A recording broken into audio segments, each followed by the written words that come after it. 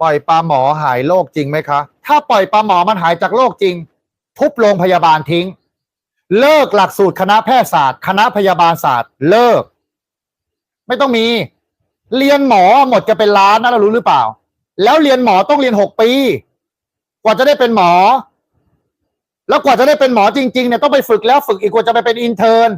กว่าจะไปอะไรจะไปฝึกกว่ารุ่นพี่จะแต่อีกความเชื่อหมอดูบอกปล่อยปลาหมอเลยปล่อย10 ตัว20 ตัวปล่อยตามกำลังวันเกิดหายรับประกันหายจริงแหละหายแน่นอนมึงก็หายไปพร้อมกับปลานั่นแหละสมองมึงก็หายไปพร้อมกับปลาเลยหายไปพร้อมกัน